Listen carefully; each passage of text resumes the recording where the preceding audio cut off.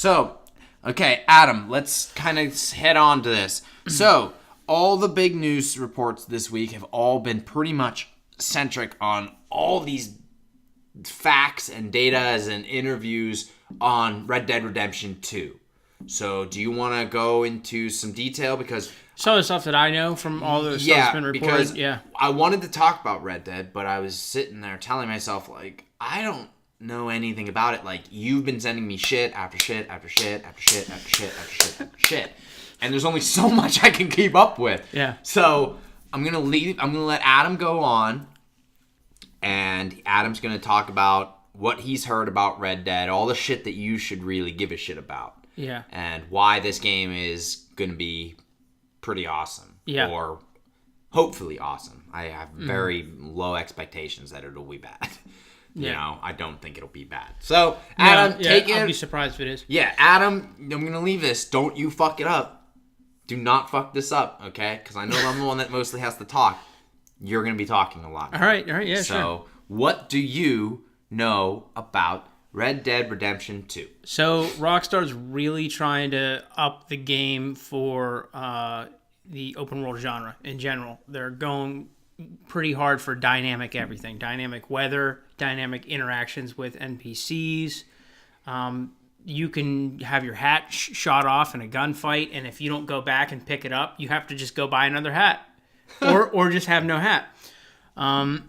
So they really seem to be putting a lot of emphasis on putting as much possible detail into everything that they can. And this game, not necessarily in like they've been programming it, but they've been brainstorming this game since Red Dead Redemption came out.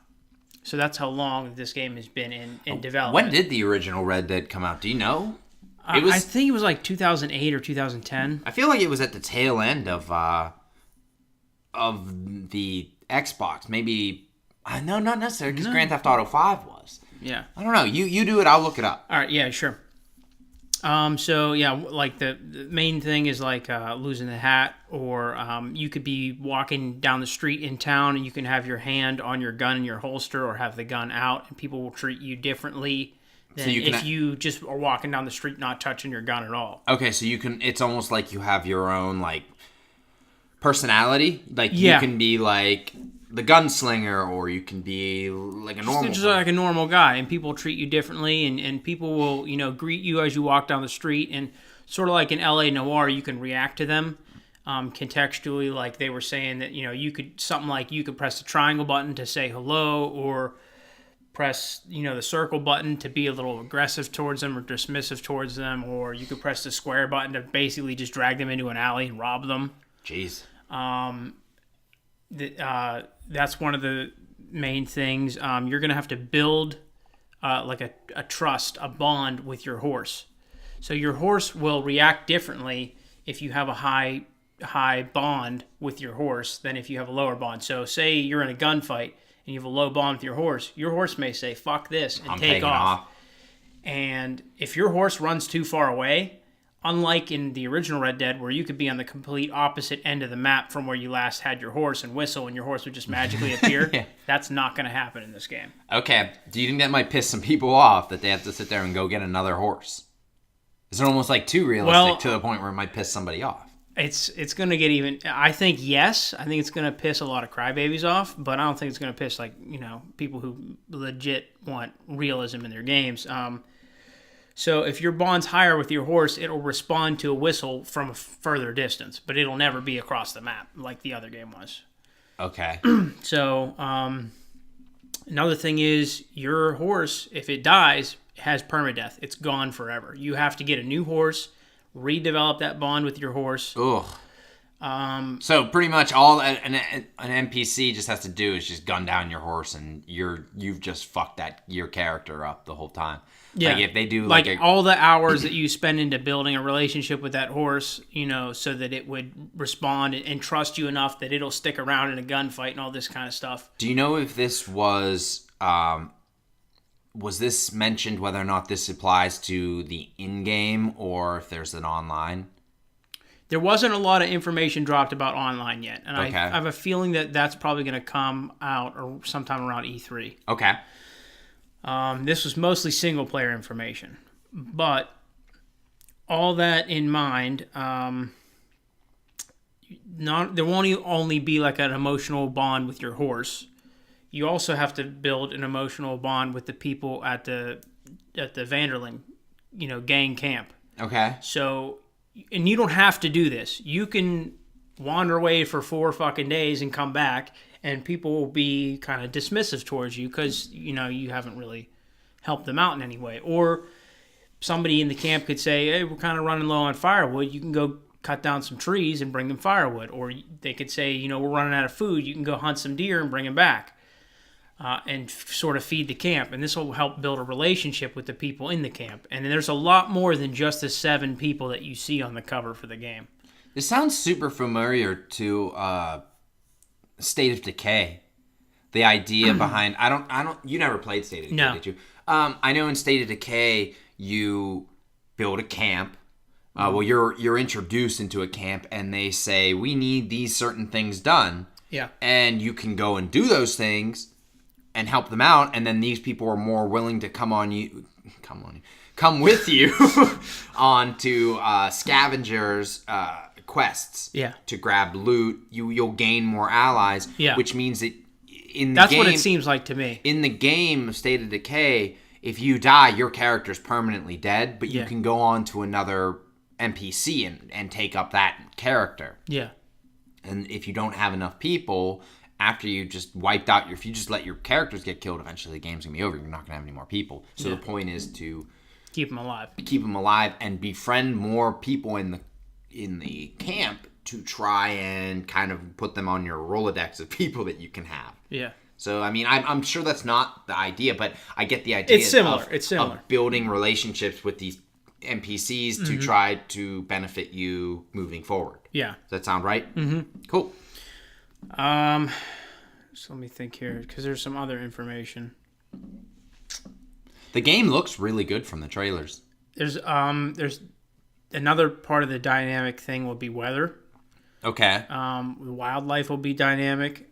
You're hunting, like the things that you hunt, like if you kill a deer, instead of just having an unlimited inventory like you had in Red Dead, you gotta basically kill the deer and then sling it on the back of your horse and drag it back to camp or to town to sell it. If it takes you 4 days to get it to town or back to sell it, it'll start to rot. Okay, that sounds super cool, but I also think that'll piss some people off. Well, I'm good, to be honest, I think it's going to be amazing. Very dynamic. I mean, yeah, basically, you just have to not be lazy.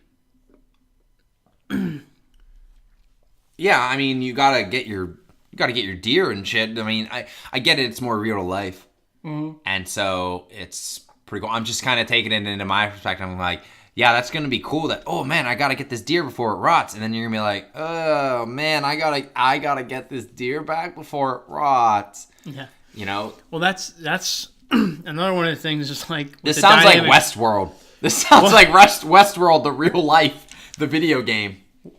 With the dynamic wildlife, there's like fucking flies and shit that'll. If your deer starts rotting, flies will be following you around, and you'll be hearing them buzz around you. Oh no! Yeah. So if the deer rots enough, you can just like sling it off your horse, throw it down. Why would you take the rotten deer anyway? I mean, can you salvage the rotten deer? No. I didn't. Then why don't? Yeah, then just get rid of it. Yeah. You could have flies buzzing around you. Yeah, but it looks fucking gorgeous. A lot of the screenshots that have been shown are just on the normal hardware, so like the normal Xbox One and PS4. They're not on the Pro hardware. Yeah. But there is going to be a difference between the Pro and the One X. Yeah. And the the original hardware. But isn't the X the only thing that can do actual full 4K, or am I misplacing my ideas there? No. Well, I'm not exactly 100% sure on that. I think that the PlayStation 4 can do 4K, but not at 60 frames per second. Okay. And I'm not sure about the capabilities of the One X. I'm pretty sure... I know the One X has a slightly higher graphical capability than the PlayStation Pro. Yeah, that's what I thought. Yeah. Because I think eventually I want to upgrade to a PlayStation Pro. I'm still working off my original PlayStation, but there's no reason for me. I mean, I do have a 4K TV now. So now would be the time to do that. So now I can, but at the same time, my games still look great as Yeah, is. I mean, I still play on a 1080p television. Yeah, and I mean, I just got a new TV, and I wanted a new TV, but I was like, well, you might as well go for the 4K because it wasn't that expensive. There was like a good deal at Best Buy that was offering a 4K, but I didn't need it to be. Yeah. But now that I have it, I mean, it's kind of funny because you can't run anything on 4K unless you have like a DVD of a certain Blu-ray player that does 4K or your system plays 4K. Besides that, you're just running everything in 1080p anyway. Yeah. So it's kind of odd to me. Did anything else noteworthy you think? So you're going to be able to rob trains. You're going to be able to rob banks. That sounds awesome. There's not a lot of information released on the mission structure, so it seems like you're going to get missions from people at the camp, but there's hasn't been really any information if those are story missions or those are side missions that you can do. Like, it's not really explained very well. Marsden's confirmed. That's right. He is. And the game seems to be... They're going to show how he got the scars on his face that he had. Uh-huh. And the game takes place in 1899, and that gang leaves Marsden for dead in 1906. So I don't know how long of a time span this game is going to span over. How many years. We know that there's a lot of characters that are in the Vanderlyn gang in this game that were either dead or had abandoned the gang by the time of Red Dead Redemption. So here's another question for you. That do you think that have they mentioned, or do you think that the game will do kind of like a Grand Theft Auto 5 thing where you're playing between multiple characters? No, they've already confirmed that Arthur Morgan is the only character you're going to play. Okay. Good, because that actually was the part in Grand Theft Auto 5 that drove me nuts. Yeah, I didn't like it either. That's why I didn't finish the Grand Theft Auto 5 story, because I wasn't super interested in the main character, Michael. Franklin was pretty cool, and then I just never even got to Trevor, because I was just so... that was the thing. I didn't care about Michael. I liked Franklin, and then I loved Trevor. But I don't know. I've told you why I stopped playing Grand Theft Auto, right?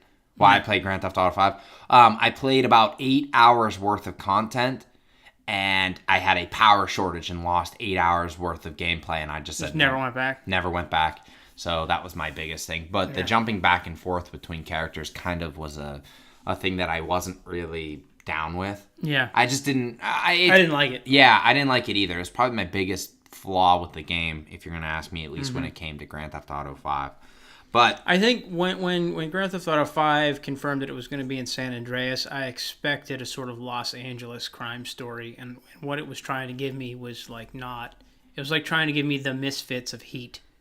Yeah, it definitely felt very, very much like, what you're talking about. And then I thought that there was like stupid points where you're dealing with Michael and Franklin, and towards the end, like Michael dies at the end of the game. Mm-hmm. I don't give a shit if that's a spoiler. The game's like fucking 8 years old at this point. But there's a point though where you have an option to grab for his hand or not. Mm-hmm. And the thing is that drove me nuts is that even if you grab for his hand, he falls, and then if you don't grab for his hand, he falls anyway. I hate those type of things. Why even give me the option? Yeah. If he's just gonna die on both versions, mm-hmm. I don't like that. And then, and I lost track on the game, but the game's still fun. I mean, we need to get back on the online and have a ball with that again. Yeah, the online is basically the best part of Grand Theft Auto 5. I think so too. I'm hoping that Red Dead Redemption 2 has that sort of aspect. I'm telling you, dude, I'm bringing back bear hurdling. I know, bear hurdling. You and your game, bear hurdling. So when does the game come out officially, Adam? Do you know? I wanted to say October 23rd, but I know it's in October. I definitely know it is in October. So when we're going back real quick, Red Dead Redemption 1 was in 2010, and this comes out on October 26th, 8 years later. Okay, I said 23rd, but yeah, 26th. Pretty close. Yeah, So your expectations are super high. Yeah, I don't think it'll disappoint me. It might not meet all my expectations, but I don't think I'm going to be disappointed at all. No, I'm really excited for it too. Mm-hmm. And then, Yeah, you'll finally get me into me and you didn't know each other whenever you were bear hurdling. That's right. That's true. Real quick. Just real quick. You got a minute to explain bear hurdling. Okay, well, there's a Facebook page called the International Bear Hurdling Association, and that's where I'm going to set up all these events. So if you want to participate in any of those events, that's where you need to go and like that on Facebook. So bear hurdling was a sport that me and a couple friends invented in the online portion of Red Dead Redemption. And what it was basically we went to any area of the map where bears would spawn, which was mostly tall trees. That was the most common place to find bears. And we would run at the bears, charge at the bears to make them like aggro to you. And the bears would start charging at you, and you would try and jump over the bear. And that would score a point. And then for an extra point, you could turn around and try and kill the bear with just a knife, which is nearly impossible. If the bear kills you, you lose the point that you got for jumping over the bear. So what's the incentive to go after with a knife? Extra points. But if it's hard to kill the bear... It doesn't. It's basically just like badass bragging rights. Okay. Like I killed a bear with a knife and I got the extra point. Basically, you just play for a little while until somebody, until you get enough points where like, fuck it, this guy won. But I mean, we had like a rule set and everything, and there was a Facebook group then that we used, and it's a lot of fun. It's very funny thing to do, but I'm gonna like really try and go ham with it this time. Oh my god, Adam, you and this fucking bear hurdling. He's been talking about this since the first announcement that Red Dead Redemption 2 was coming out. I'm dead serious. He sent me, you started that group and you're like, all right, everybody, bear hurdling. I'm like, dude, game hasn't come out for like 2 fucking years. Shut up.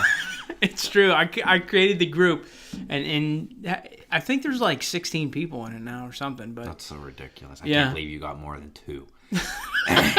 Okay, Adam, going on to our next... The international sport of bear hurling is going to fucking blow up. Yeah, because now you can stream directly from your PS4 to Twitch. Okay, well, now I'm sure they'll add it to the Olympics next time, bear hurling, okay? Bear hurling needs to be a real sport. Then, yeah, okay, well, that's...